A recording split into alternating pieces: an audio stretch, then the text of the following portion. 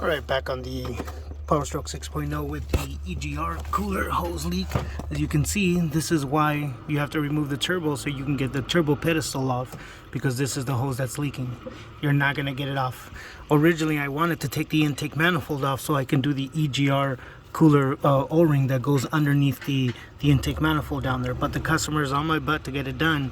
I explained to him what the timelines would be and told him that he could drop it off yesterday and expect to pick it up tomorrow. But what did he do? He dropped it off early this morning and said I need it by 3 o'clock.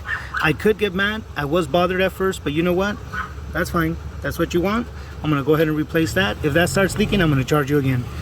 You know, some people are always in a hurry, and this is what I tell people. You either need your truck or you need your truck fixed, but neither of them can go together. Okay, so let me go ahead and get this off. As you can see, this oil return tube, that's all you got to do is just kind of wiggle it out and pull out it, and there it is, it's out. It's only 4 bolts on here. One there, one down there, the one that's missing that's off to the side, and one right there. Okay, let me go ahead and get this off, and I'll show you how that goes.